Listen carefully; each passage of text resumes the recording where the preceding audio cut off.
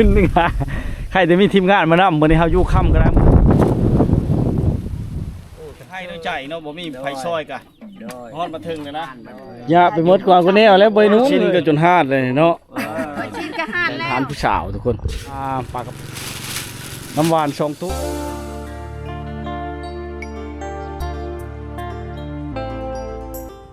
ครับทักทายสบายดียามแรกนะพี่น้องทุกคนเนาะวิดีโอนี้บ่าวงก็อยู่ที่อันตลาดบ้านแก้ววิไลพี่น้องชุมเมืองวังหรือตะแชงเมืองวังเนาะเมืองราชบุรีแขวงชนเขตนะเฮาก็เดินทางมาแต่เมืองราชบุรีเนาะแต่บ่ายโมงปลายมาฮอดพี่ก็3 โมงปลายเลยทุกคนเพราะว่าเส้นทางมันยากเส้นทางแดงธรรมดาเนาะเฮ็ดให้มาแวะซื้อของฝากของตอนไปให้ส่งเท่าตาบอดที่นั่นเนาะชาวแก้วอย่างนี้แหละแม่แก้วทุกคนที่บ้านทับโพมึงใช่บ่ท้องเนาะแค่กระม่วนทุกคน ขอไว้เนาะเฮาก็ชื่อมีนะคะนี่เนาะกะช้ำแห้งมีเด้อบ่มีทึ้นฮ้อนลายนะเฮาก็ให้จักใจเนาะมาเห็นกะชื่อหานผู้สาวทุกคนปลากระป๋องนำเด้อตัวเลือกก็ได้ชามไม่โคบ่ชามไม่โคแหละครับน้ำหวาน2 ตุ๊กน้ำส้มน้ำหวานก็ได้แล้วพี่น้องเลยชิไปแวะหาสาวดอนเนี่ยนะผมพูดว่าดำหน้าเลยหรือบ่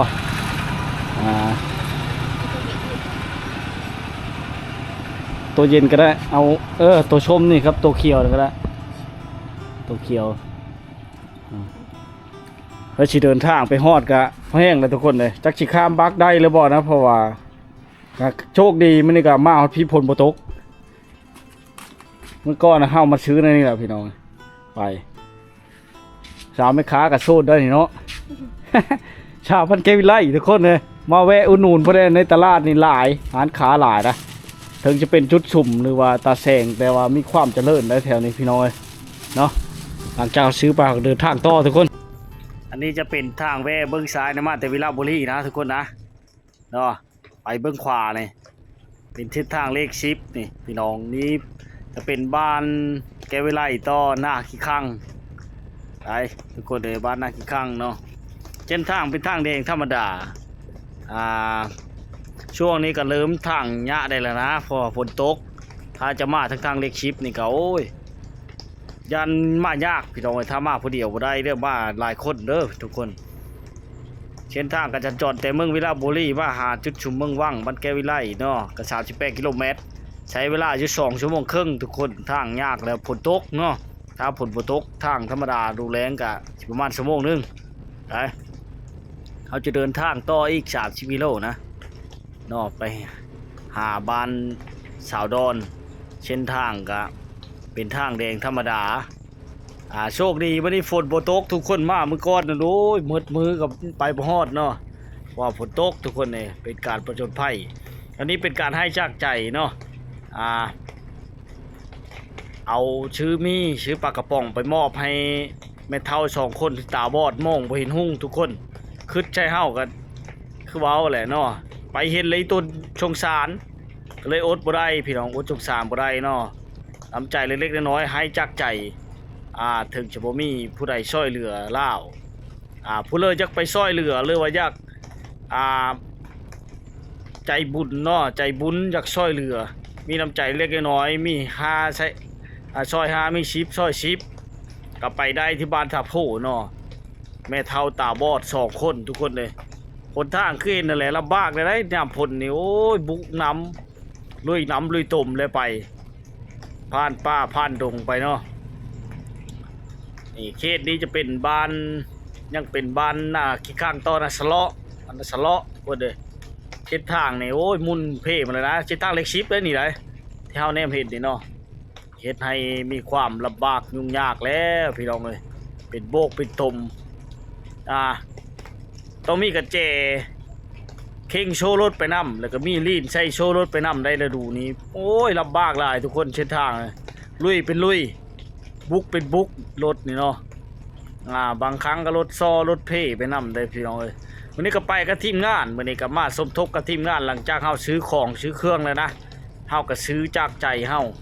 ไปมอบให้เพิ่นเนาะให้เพิ่นมีกำลังใจสู้ต่อไปชีวิตคนเฮามันบ่แน่นอนทุกคนเลยแล้วแต่มันสิเป็นเนาะตาบอดเบนหุ่งมากอะไรฟ้าลาปีเลยนะอาศัยชาวบ้านช่วยเหลือในการอาหารการกินก็ได้เลยต้นลักมีน้ำใจเล็กๆน้อยๆมื้อนี้ก็เนาะซื้อปลากระป๋องแล้วก็ซื้อน้ำหวานไปภาคเขาน้องเสาดอนนี่นะนี่แหละคือการชันจรของเส้นทางจะเป็นขี้ตมแล้วพี่น้องเอ้ยฤดูกาลนี้เนาะไปจะบ้านทั้งทางเรียกชิปนี่ถ้าไก่ไปบ้านซบเซ่ไปในแห้งชีลำบากเลยเขาชูเมืองอัศพรเลยเริ่มลำบากเลยพี่น้องเอ้ยเนาะมันเป็นทางแดงธรรมดาเส้นทางที่โหดได้เส้นทางเรียกชิปนี่ทุกคนเลยขนาดเฮามากเฮายังโค้งทั้งทางเรียกเก่าพุ่นมาเนาะเฮากลับเมื่อแล้วเฮากลับมาใหม่อีกนะทุกคนนะนี่แหละบรรยากาศวางข้างทางเนาะจะผ่านอุปสรรค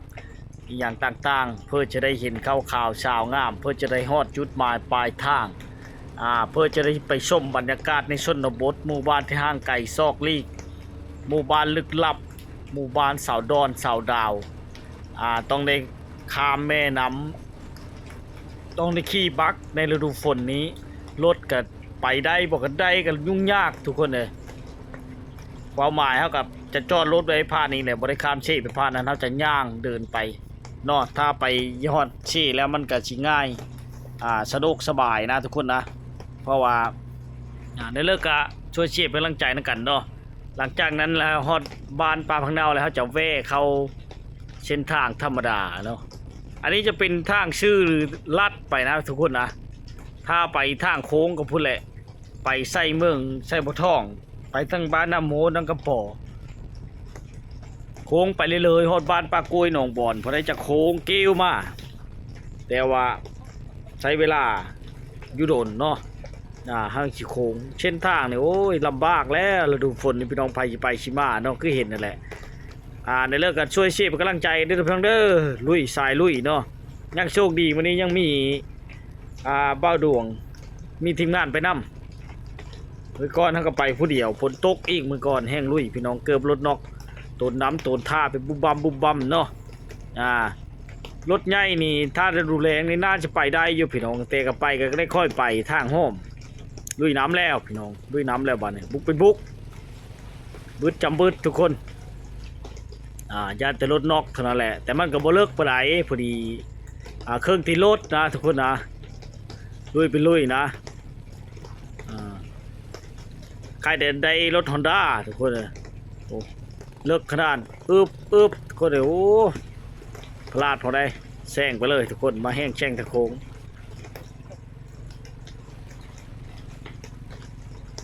นี่เป็นบรรยากาศในระหว่างการเดินทางเนาะเส้นทางยากละในฤดูฝนนี่ทุกคนเลยบางพี่น้องก็คอมเมนต์มาว่าไปนอนอยู่พุ่นเนาะมันบ่พอได้นอนนี่แหละยามันยุ่งมันยากเขาเจ้าน้องแชร์น้องสาวก็ได้บ่อยากให้ยากเขาเจ้าได้พี่น้องแล้วถึงการอยู่การกินจริงเนาะหลายอย่างเลยทุกคนเลยบรรยากาศระหว่างสองภาคทางก็จะเป็นโอ้ให้ไปหน้าเขาได้มาฮอดวางนี้กายป้ากายดงเลยเนาะ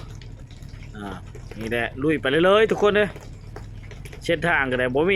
มีทางลีกมีแต่เส้นทางเดียวนี่แหละลุยน้ำลุยตมไปเลยไปจนฮอดจอดถึงพูดแหละเขาจะไปจอดไว้แคมป์ชีพอแหละ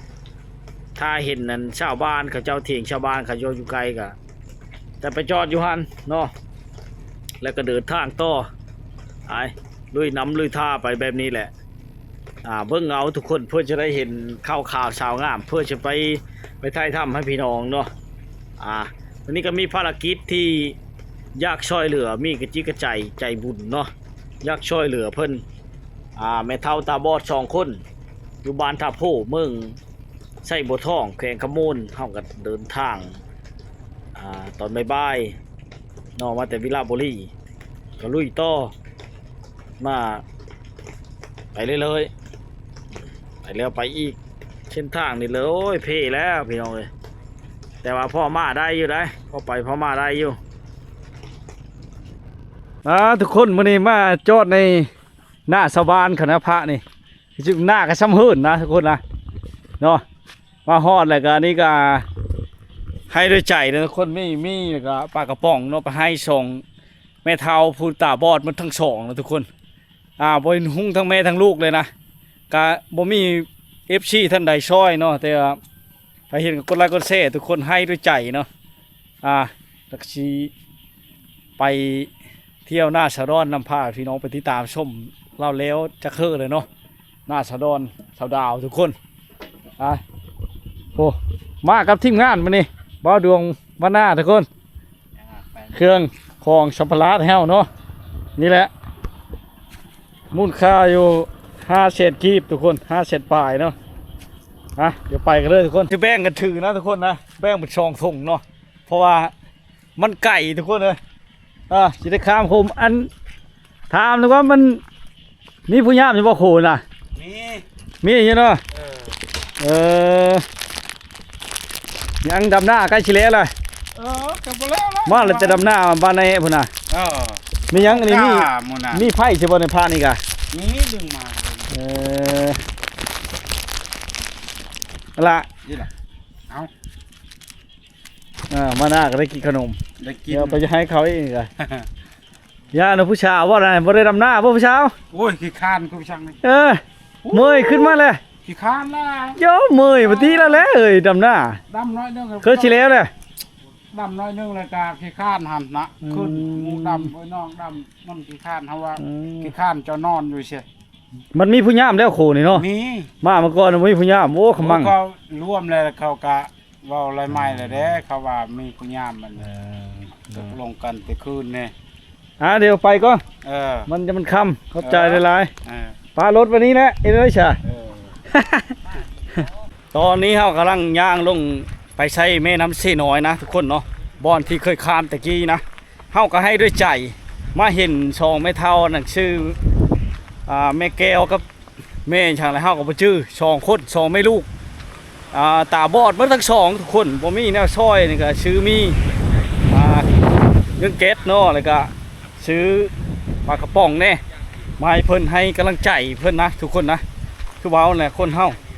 บ่มีไผอยากให้มันเป็นเนาะที่บ้านทับโพเมืองไซบ่ทองแขวงขโมนนี่ชุดทางลงได้ดูฝนทุกคนโอ้มามันนี้เข่าแป้งได้แล้วนี่ทุกคนเลยมาเมื่อก่อนน่ะลำบากขนาดมาเมื่อก่อนน่ะเขาว่ามีผู้ย่ามแล้วว่าซั่นรถจักรเขาก็ไปได้เฮ้ยเอาไปบ่ก้าวแล้วไปกระจอดในหันเนาะปลาหันจะสิมือนาเขาเป่งมันดันได้ดินะรถดันนี่นะนี่รูดอยู่นี่นะรถดันทุกคนห้อยมันมีเหือเว้าเลยนะลำบากขนาดทุกคนเลยนี่แหละเส้นทางฤดูฝนเส้นทางไปหาบ้านสะดอนเพื่อรับได้ทุกคนในฤดูฝนแบบนี้แหละฝนกระตกบาดเนี่ยเอาดิเด้อเจ้าของบักอยู่ผ้านั้นนะทุกคนนะเขาเต้งกันแล้วมามื้อนี้โชคดีไปเลยทุกคนนั้นกระท่อมดอนเขาเก็บเงิน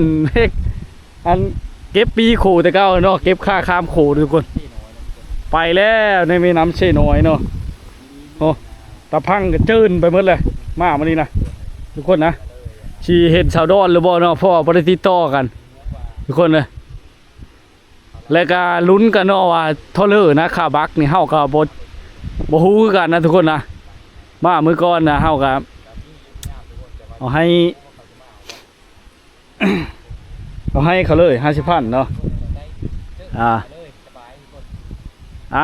เดี๋ยวเราติดตามชมกันพี่น้องนี่นะคือบรรยากาศเนาะก่อนสิไปเขาต้องได้ล่อทาเฮ็ดนั่งเจ้าอยู่นะทุกคนนะแบ่งกันเพราะว่ามันนักนี่เบิ้งเส้นทางขึ้นนี่ก็พอแห้งเลยนี่เส้นทางขึ้นนี่ค่ะใครจะมีทีมงานมานำวันนี้เขาอยู่ค่ำก็ได้วันนั้นเขาอยู่ค่ำบ่ได้นะทุกคนเนาะนี่แหละเป็นการข้ามแม่น้ำระหว่างบ้านต่อบ้านระหว่างเมืองต่อเมืองแขวงต่อแขวงเนาะการสัญจรในฤดูฝนทุกคนก็ชิงยุ่งยากเด้เขาเจ้าก็จะเต้งกันมาอยู่จะใช้บักแบบนี้นะบักแบบโซ่ข้าวทุกคน โอ้ตกใช่ไหม เครื่องจะตกแล้วลมพัดพ่นมาบางเลยนี่โอ้ยใครแต่มันหยุดก่อนแหละกำลังมาทุกคนบักกำลังมาล่อท่าครับบ่เฮิงเนาะทุกคนเข้ามาเมื่อก่อนนั่นโอ้พอดน้ำนะพี่น้องขึ้นนนพี่เลยทุกคนพอดน้ำนี่โอ้ไอ้นี่น้ำลงเลยโถงฝนตกแห้งนะลึกผูกขึ้นนนพูนนั่นล่ะพอดน้ำนะทุกคนโอ้อันตรายหลายแถวนี้ได้อันนี้ก็สะดวกสบายเพราะได้แก้ไขนี่มาแล้วบักมาแล้วมาแล้วนี่แหละบรรยากาศในยามเอารถขึ้นจะดึงไปนั่นนี่ล่ะโอ้ฉันเจอจักรสบายเนาะเจอจักรเนาะมันเป็นของร่วมมันก็บ่ได้เลยเนาะรถไทยรถจักรขึ้นได้เนาะไปขึ้นก่อนทุกคนเลยขี่บักครั้งแรกคนมาลายอยู่บ่แต่ละมื้อน่ะเขาไม่ได้มาเด้เนาะเอาเจ้าดำมาเขาดำหน้าบ่เดี๋ยวนี้คอยมาเมื่อก่อนบ่มีไผเลยเอิ้นหาเขาตึกจะลุงน่ะมาเมื่อก่อนน่ะก็ยังเขายังบ่เปิดละเทื่อเนาะรถเลิกค่าผ่านนี่คนละ 5,000ฮะคนละ 5,000โอ้คือเบียร์คน10โลดก็มาซื้อแท้เนี่ยมันถือโพดอันนั้นโอ้ยคนละ 5,000 กีบพี่น้องคนละ 5,000 กีบนึงโอ้ยเอาเฮ้อเด้อเดี๋ยวเฮาจะเอาเฮ้อคนละ10,000เดี๋ยวสิตื้มให้พี่น้องมันเกิดโพดใช่ป่ะมันถือโพดอันนั้นนี่ใจเฮ้อใจแห้งกันได้นี่แหละพี่น้องเพื่อสิได้มาซอย2เมทัลเนาะเฮาก็บ่มี FC ที่ช่วยเหลือคือว่าให้ด้วยใจเนาะซื้อมีกับปลากระป๋องน้ำไม้เพิ่นพี่น้องแล้วจำนวนนึงกับให้เขาน้องดอนเขาน้องดาวเนาะกับผู้ชิยูหรือบ่เขาคือจะแม่นอยู่หน้าพุ่นแหละตามหาเราอยู่หน้าพุ่นแหละทุกคน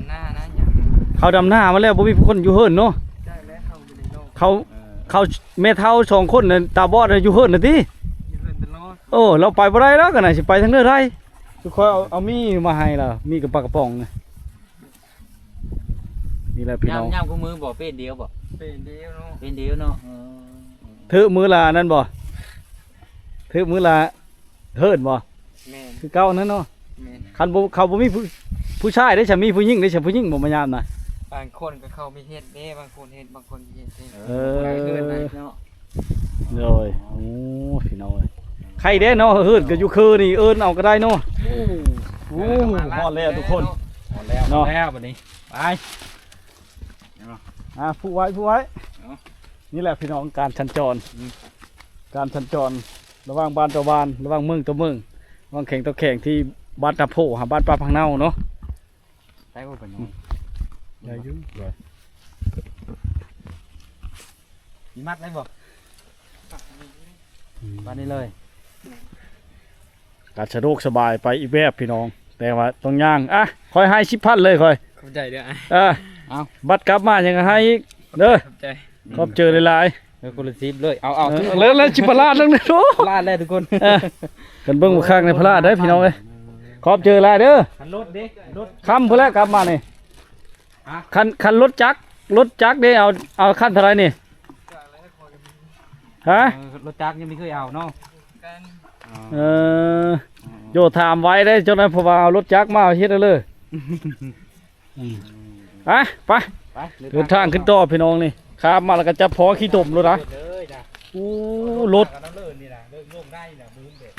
รถดีกันพอแห้งได้คันเอารถมาเนี่ยต้องได้มา2คนเด้อคันรถจักรมอเตอร์ไซค์มาเนี่ยทุกคนเนี่ยพอมันมืดนี่นะนี่ห้อยเขาขึ้นเนี่ยมืดแล้วก็โอ้ยฝนตกนี่แหละทุกคนเด้อนี่แหละพลาเติงเข้ามานี่ก็ได้นี่แหละความว่าสู้ชนพี่น้องบอนได้ยากแถวบุกบอนได้ทุกแถวผ่านผ้าบอนได้มีเวียกมีทิ้งที่อยากไปชิงที่ท้าทายเฮาแห้งลุยพี่น้องเลยคานาซาลุยเนาะเครื่องเพราะว่าถ้าฝนตกหนักนี่ก็มาได้บ่ได้อยู่บุกลุยน้ำมาตามทางกับพอแห้งเลยถ้ามาทั้งเขตขมูลนี่น่าจะมาได้ทุกคนเนาะน่าจะมาได้ฝนก็ตกห้ำทุกคนเลย อืมลำแล้วฝนตกห้ามรถมากกันไดต้อนรับด้วยฝนตกอ่ะนี่มาฮอดบ้านสาวดอนเลยนะทุกคนนะฮอดบ้านสาวดอนเลยเนาะอ่ะโอ้ยมาฮอดฝนตกลัดเราได้ลึกเลย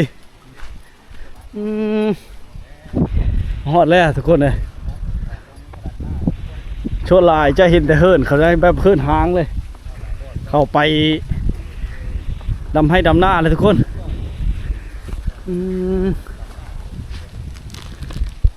นี่แหละทุกคนบ้านเราเนาะมาฮอดก็เงียบสงบช่วงนี้ก็บ่มีภัยอยู่นะทุกคนนะเนาะอันนี้จะเป็นเฮิร์นสาวดอนเฮิร์นสาวดอนแต่เราไปดำหน้าอะไรพี่น้องยังแต่เล็กน้อย2 คนนะแม่ดอนลาไปดำหน้าบ่ล่ะโอ้ดำอยู่หน้าเทิงนี่บ่ฮะหน้าตัวไหนตัวนี้ดิฮะแล้วหน้าตัวไหนน้องมันอะไรหน้าเทพี่น้องเลยเดี๋ยวเขาไปมอบเครื่องก็นะพี่น้องเนาะเดี๋ยวเขามอบเครื่องให้แม่เฒ่า2 คนก่อนแล้วเขาจังชีเนาะเพิ่นแม่เฒ่าตาบอด2 คนนี่เขาก็ชื่อแต่ชื่อผู้นึงนะแม่แก้วทุกคนแต่เล่าบ่มีไฟฟ้าบ่มีการใช้ไฟอย่างต่างๆนะได้มาฮอดมาถึงทุกคนเลยหนทางก็ยากใครแต่ฝนตกห้ำแต่ผู้ละวิละมาใกล้ฮอดชุมว่างมันก็ยาสิเนาะบ้านชวนสบายดีโอ้ยังก็ละเกิดหมูวะนี่นะเอ็ดเลิศจังหูอ่ะหมูตัวเองนะตาบอดนะงมเบิ้ง มันอ้อเลยได้นะมันอ้อเลย ผู้จักที่น้องมันไป มันยานหมูมันถือผ้าแล้วนี่เนาะ ชักเลยผูก เฮ้ยบูฮูเลยเนาะว่าเบิ่งช้องมันคือถือผ้าเลยเอาห้ำมาดิเชลจะไปเอาห้ำนะห้ำนะเอามาดิเชล ทำน้ำบ่ ห้ำนะห้ำมาเกิดมันนะเขาเฮ้อ เขาเฮ้อต้องเขาไปกินข้าวเขาเฮ้อ ไทยบ้านขี่เข้าแล้วเขามาเฮ้อโดย ลานนั่นลาน สบายดีไหมเท้าลงมาติ่งพี่ได้บ่ได้ดอลงมาพี่เฮาเชียวมีเฮ้อเฮากับบ่มีอย่างเฮ้อมากะให้ด้วยใจเฮานี่แหละมีกับปลากระป๋อง เตียงเท่าเอ้ย ลงมาเตียงพี่ เจออยู่บ่บอลไม้ไว้ไม้คำเท้าชักนะกะ เขาก็เล่นมันก็นั่นแบบนี้ บ่แล้วลาวนะลาสิลงมาน่ะจื้ออยู่แล้วเนาะ จือแล้วมา นี่แหละอันเฮิรนอันแม่แก้วนะพี่น้องตาบอดเนี่ยเนาะ แต่ว่าอายุเราหูนี่เฮิรนแล้วนะพี่น้องเอ้ยน้อยๆนึงนะเฮิรนแล้วนี่เฮิรนหลังน้อยๆนึงเนาะที่บ้านท่าผู้มึงใส่บ่ท่องแขวงคำมวนถ้าผู้เลือยักมาซอยเหลือเนาะมาโลดพี่น้องเอ้ยบ่ได้ว่าหยังคะแนนมีผู้ซอยเนาะซักไปนั่นเลยเนาะ ยึดไปที่เลยนะหาเตียงบ่อนนะ หาเตียงชื่ออยู่ว่าบัดนี้นะ เนาะทั้งเลิกเตียงนะฮะหามึงด้วยทั้งเลิกเห็นแล้วบอก ทางได้เตียงเจ้าน่ะจะชื่อบ่ชื่อกรรมบ่ มีได้ชื่อเลย ทางได้เตียงเดี๋ยวนี้ชี้เบิ่งดูชี้เบิ่งดูลองชี้เบิ่งดู จักทางดูจักทาง มีจักเนาะ บ่แม่นอยู่ทางหลังเจ้ามันบ่ ผู้แม่เจ้านี่ยังพอเห็นโมโม่เล็กๆน้อยๆอยู่เนาะโอ้อันนี้นะพี่น้องเอ้ยชื่อนี่เลยแม่เจ้านี่นะแม่เจ้านี่ชื่อนี่อะไร เพ่งโดย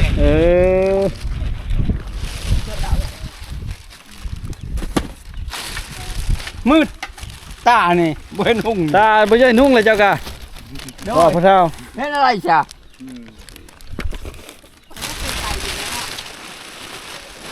พอเป็นมาได้อยู่เนาะ พอไปตามมันนี่แหละ โอ้ยมูกันไปเลย ชื่อบ่มันไหวไหมคำเท้าเจ้าน่ะนี่ฉันลังไรแหละ งงมาแล้วเว้ย ฮะงมเมา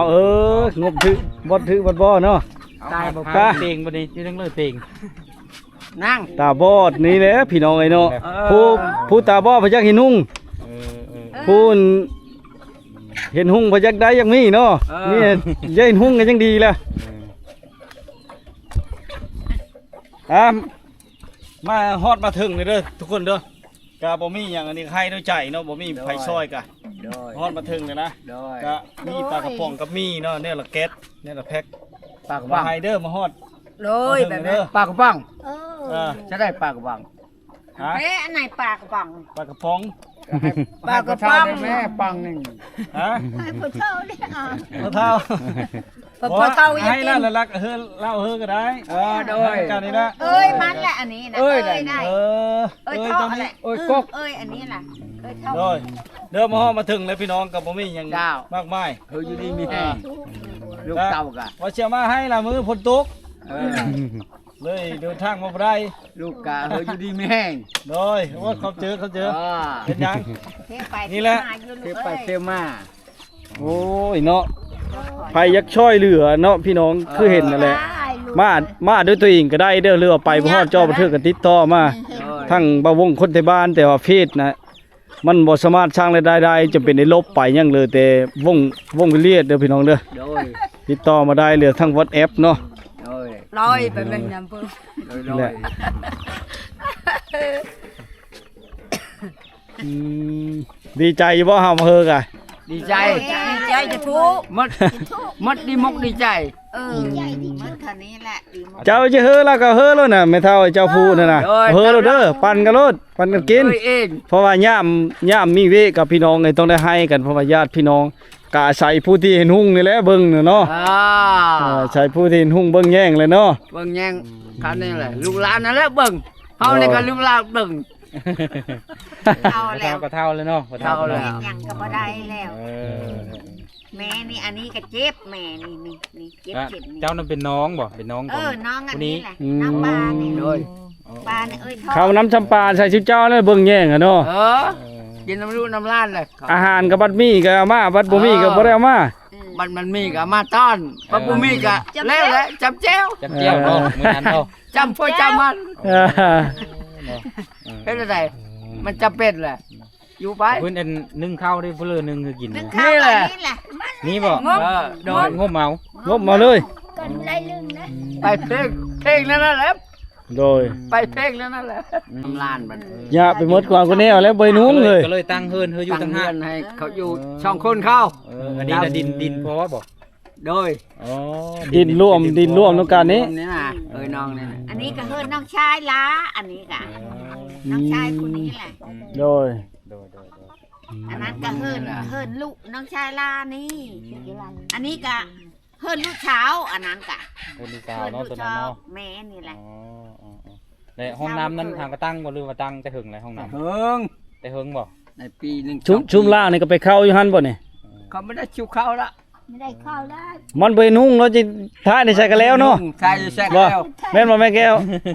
ว่าบ่นุ่งว่าท้ายนี่สิเลิกแล้วเนาะ แล้วก็แล้วไป อ่าบ่มี โทษ ไผบ่ได้แนมเห็นเนาะบ่ได้แนมเห็นไป บ่หมู่มัดเมียนแล้วก็แล้วไป ไป อ่าคนอันนี้ก็ ทุก อันน่ะใส่อันน่ะเพื่อแห้งเฮาไม่ได้เพื่อซอยนะเฮาซอยเองนะ โอ้ชินก็จนหาดเลยเนาะ ชิ้นก็หาดแล้ว ในจนสร้างเฮาก็เลยซอยเองนะทุกคน โดย เป็นเงินเฮาเองนะไม่ได้เพื่อซอยเพราะว่า ชิ้นก็หาด เฮาก็เห็นแล้วก็ขึ้น ผม จน มาแล้วบ่ น้องเฮิรนี่จะให้กับน้องเพิ่กับบ่มี จักเชดเลยเนาะ นี่จะได้มันตก หาหน้าอีกมาหาหน้าพุ่นละได้ชินกะเฮาก็คือว่าแหละบืนมาแต่อาจจะพอดช่องมืออีกฮอด เนาะ กลับมือมาไว้อีก น้องเพิ่นี่ก็นุ่มน้ำ มาทั้งเลยคลิปไปมาบ่ได้ทางยะโค้งทางเลยเก้าหูด200ปลายกิโล ทางนี้มาได้ สิเก้า300ผู้มาฮอดบ้านที่จอนน่ะ แม่นแท้ ทางนี้ กองอัน เฮิดแล้วในอันชังกะชีมุ่งทับเลยเป็นน่ะทุกคนพอมันโหเนาะ เพราะว่า เด้อ เอา ขออนุญาตขึ้นเบิ่งเฮิดชานรัดเพแล้วนะทุกคนนะ บ้างละเฮือนชานก็ดี เข้านี่เอามาน้ำเข้าบ่นี่น่ะเข้ามาเฮอบ่โอ้หมอดจะกินเลยเนาะหมอดจะเข้าได้น่ะ มีอันนั้นเลย ห้ำพี่น้องเอามาช่วย ทำกันรู้ล่างช่วย นอนอันนี้ช่องเท่าชิบเจ้าเลยเนาะหอมๆเลยพี่น้อง คือหมู ขึ้นมาถึงเนาะ นี่แม่ สามเป้าเลยเนาะ ลูกนอนนี่ นอนเคอกันนี้ ได้โช นี่แหละ ว์ได้นอนได้ นี่แหละเฮิรน โดยบ่นี่นอนน้ำกินอันนี้เนาะ นอนนี่บ่ น้ำกินนะ เอาน้ำกินยังนี่นะน้ำกินนั่นน้ำประปานี่บ่โอ้ อันนั้น เตาไผ่นี่เตาไผ่นี่จะหอมพอเลยนี่จะเสี่ยงได้อนี่นะยันไผ่ไหม้แล้วบ่เห็นหุ่งก็นี่บ่จักได้ไผ่ลุกไผ่หยัง ยาเลยนะ เออพี่น้องเอ้ยนี่แหละเพิ่นขั่วแล้วนะเนี่ย ลูกนอนนี่แล้วนอนนี่ เออ เพราะว่ามันจะไป นอนนี่ลูกนอนนี่ เพราะว่ามันจะไปท่ายกับพวกเดียวสบายเนาะ เอออยู่ไปสิฮะถอดได้อันนี้ ได้โคมมัน โค้มัน เขาชื่อเฮอบ่โคมแล้วมาใช่ อันนี้ชื่อเอาไข่ไก่ตัวหนึง ขายไก่ตัวหนึงลูกหลานเลยไปชื่อเฮอบัดนี้บัดเพิ่นไปเมืองแหละ ชื่อเหอะ เออโอ้ยน้องพี่น้องเอ้ย ทุกได้ลูก ก็เห็นนี่แหละพี่น้องเอ้ย อันนี้เป็นยูทึ่งๆนะทุกคน ดอกไผ่ก็คันให้เขามาใต้ให้ก็คือเก้าเวนหุ่งเนาะจะเฮ็ดได้เนาะมีแต่แนวย่างเลยโอ้ยบ่ว่าเอาความทุกข์ความลำบากเข้าก็ว่าทุกข์นึงเลยพี่น้องมาเห็นกับแม่เฒ่า2คนเนี่ย มันพูดทุกลูกเลย ถือว่าทุกข์ที่สุดในหมู่บ้านนะตาเป็นหุ่งเฮ็ดได้เลย ในอื่นใครได้เคลมเห็นหุงคุณว่าใครได้เคลมเห็นหุงเนาะ พอไปได้เนาะ พอไปได้ลูก อันนี้ตาบอดนี่ก็มั่งเลย มันให้เล่นลูกหนึ่งเขาไอ้คบไอ้กินมันงมเอา เวลาดังไพ่นี่มันสิบ่ไหม้มือตัวเองบ่แต่เธอน่ะ บางทีก็ไม่ มันเป็นหุ่งเนาะ บางที คิดก็อยู่ตลอดเลยครับเว้ย บางทีก็ยังอันนั้นถือมือมัน มันบ่มีอันคือขย่างแต่เก่ามันได้ลูกเดี๋ยวนี้นะเอายางเอายางไต่ไผ่ ลงไปมานานเลย นี่แหละพี่น้องเอ้ยเฮิ่นแล้วเนาะแต่ก็ชาวบ้านเขาเจ้าก็ต้องได้เก็บเงินในบ้านมาเสียค่าไผ่นี้พี่น้องต้องได้เสียได้เพราะว่าเจคงเตอร์ไผ่เด้นำประปาโครงการนี้เนาะได้เสียให้พี่น้องเนาะมันจะเป็นเฮิ่นหลังน้อยๆที่เขาสร้างขึ้นหมดหมู่บ้านมาสร้างให้เรานี้ก็ยังมีไก่มีเป็ดไก่นะไก่2-4 ตัวแล้วก็เลงพอได้บรรเทาทุกข์พอมีกำลังใจแล้วก็มาให้กำลังใจเพื่อนเฮากันเลยเนาะบ่มีหยังมอบให้ให้โดยใจเนาะก็ซื้อปลากระป๋องกับมีเนี่ยละเก็ดเนี่ยละแฟกมาให้เพิ่นนะพี่น้องนะมูลค่าก็200,000ปลายเนาะ300,000ทุกคนเลยเนาะ300,000ปลายให้ชำให้ได้เลยเฮากันเนาะบ่มีคือกันพี่น้องเลยแต่ก็อยากให้เนาะพี่น้องเนาะสำหรับคลิปวิดีโอนี้ก็สิมีชำนี้เนาะในเลิกกับฝากกดไลค์กดแชร์กดติดตามรับชมผู้เลยอยากช่วยเหลืออยากบริจาคหรือว่ายากมาด้วยตัวเองก็ที่บ้านท่าโพเมืองไส้บัวทองแขวงคำมูลเป็นบ้านที่ติดชายแดนกับแขวงชวนาเขตเมืองวิลาบุรีข้ามผ้าเช่น้อยนี่ก็จะเป็นบ้านป้าพังเน่าทุกคนหรือบ้านสุบซี่เนาะมาได้ด้วยตัวเองโลดทุกคนเนาะหรือว่าไปพอดเจ้าบ่ถึงยากมาประกอบส่วนบริจาคช่วยเหลือมันแม่เฒ่า2คนตาบอดนี่เนาะก็มาได้พี่น้องหรือว่าอยากร่วมอยากช่วยเหลือลาวก็มาหรือว่าอยากพากมาทั้งเฮาทีมงานที่เฮาหรือว่าข้าพเจ้าอีกก็มาได้พี่น้องทั้ง WhatsApp ก็เบอร์โทร76100 179เนาะพี่น้องเอ้ยก็สิมีช่วงนี้เนี่ยเลิกกับฝากกดไลค์กดแชร์ฝากเป็นกำลังใจให้ทีมงานที่เฮาเนาะแล้วก็ข้าพเจ้าที่ได้เดินทางมาบักไกลๆพี่น้องแต่ก็ให้ด้วยใจเนาะถึงมันสิบ่หลายแต่ก็มีคุณค่าเฮ็ดให้คนเฮามีความสุขคือเว้าเลยผู้เลอตาบอดก็อยากเห็นหุ่งผู้เลอเห็นหุ่งเห็นแจงเป็นอันนี้ก็ยากเห็นทำไมเนาะได้เห็นหลายสิ่งหลายอย่างสิมีชำนี้แล้วพี่น้องเอ้ยเนาะ